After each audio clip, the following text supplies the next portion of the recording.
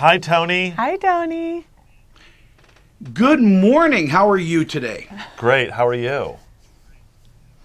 I'm excited to talk to you about Mr. Mercedes. It's such an intricate show, and I want to start out by saying congratulations on season 3. I'm going to ask Breeda the first question. How has your character developed in the first 2 seasons, and then what's happening in season 3? Woo! Well, at the end of season 2, major spoiler, so shut your ears if you haven't seen season 2 yet, I kill my best friend in the middle of a courtroom in front of our sort of Midwestern town, Bridgeton, Ohio. Stephen King likes to write. Stephen King really likes to write about, and specifically in this series, about the people in the middle. You know, he likes to write about the people that we don't get to see or hear from a lot. But so season 3 starts. I'm in prison, and it's about 6 months later after the incident in the courtroom. The murder in the courtroom, if you think it's murder. And Brett Gelman plays my lawyer. And the season starts to explore themes of justice and whether I was doing an act of revenge and vigilantism, or whether I rid this earth of the Mercedes killer, which is, from where I'm sitting in the courtroom, something that was necessary and had to be done. So there's beautiful themes of whether our justice system could have stopped somebody like Brady Hartsfield, and then also parameters around what happens in season 2 with him, where he starts to infect and imbibe himself into people's consciousnesses. And so Detective Hodges knows that. There's other characters that know that, but the justice system doesn't want to hear that kind of woo-woo, hokey-pokiness. When I started this conversation with you, I said this is a very intricate story, and you're peeling this like an onion, aren't you? Yeah, I think that you start off the season wondering what his intentions are, and it's kind of amazing because I don't get to play characters like this normally. But as the onion peels, I feel like he becomes a better and better person. In the audience's eyes and in the eyes of course, the characters around him. Because at the end of the day, he's he's about justice and what's right. And that's what he believes he's fighting for in this. Whether or not you agree with him, I think that he does ultimately really care about Lou, about Breeda's character. So, and who I defend in the show. And yeah, it's cool. It was great to get my Tom Hanks on for this a little bit, as opposed to my, Jack Nicholson, John Malkovich for most of my other things that I do. And I cry a lot when you peel the onion. Yeah. Yeah, because because onions make you cry. Right. Yeah. It's great. I'm really glad that I really hit that one home. The series has such a terrific pedigree. I mean, not only Stephen King, who wrote the novel but has written several of the episodes, but David E. Kelley as well. I mean, this series has legs. Yeah, it's crazy. It's crazy to be acting David E. Kelley's writing. I mean, that's just like I grew up watching David E. Kelley's writing.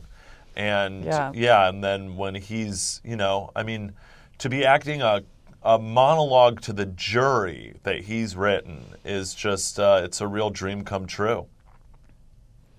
It really is. It's exciting to get incredibly poetic writing that is interwoven and interlaced into themes that are being explored through every character. That's basically what, that sort of television that has wonderful and beautiful poetry is like. You have a theme and each character explores it. And so in more obvious or less obvious ways. So when you get David E. Kelley's writing, you're speaking from a particular place as your character, but then you also are able to see and identify that you're speaking to a bigger, greater theme. We live in a new golden age of television where,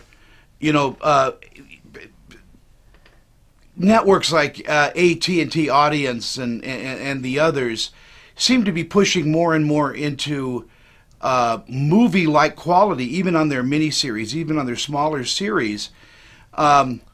I think we're in for some terrific television in the next 3 or 4 years.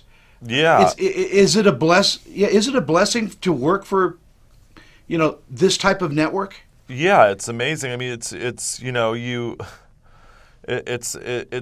a very cool time to be an actor where, you grow up wanting to be a movie star, but then you realize that you're acting in television shows that are better than the movies of the same genre, and that they're like taking more cinematic choices than their and more cinematic risks than their film equivalent. So, and have top level people doing this. I mean, our director and showrunner Jack Bender is like, a true like auteur director, but he's working in television. But he shoots this and makes this like it's a movie. And then you have Brendan Gleeson, who is one of the best actors ever to do it, in this whole murderer's row of talent in the cast that really is banding together to make something really true and entertaining at the same time. I think Jack Bender, David E. Kelley, they've had. I wouldn't even begin to speak to why they do whatever projects they do, but they've both had huge, massive, populous shows on networks that have commercials, for instance. And I think why they're with the Audience Network, to speak to what network we're on, is because the Audience Network allowed them to be the sort of realize and actualize the kind of art that they wanted to make. So what you see in our show, I think, is sort of an expansion, especially with Jack Bender, on exactly what he wanted to do, and not have necessarily a network of executive feudalism staring, breathing down your neck saying you got to do this by this, by this. So Jack Bender was able to make the show, for instance, like the parameters of a single hour. Our show plays with even that to a degree. There's a certain freedom that he was able to actualize, which makes our show so unique and different. And you're right, in the golden age of television with all this TV out there, this show stands out in my mind as something that's really unique and different. Hey, our time is all up. Thank you both, and again, congratulations on season 3. You can catch it on Audience Network, AT&T, and binge watch it from season 1. Thank you again, and I'm sorry about the delay we were having in the satellite, but terrific talking with you. Great talking to you. Thank you so much. Thank you so much.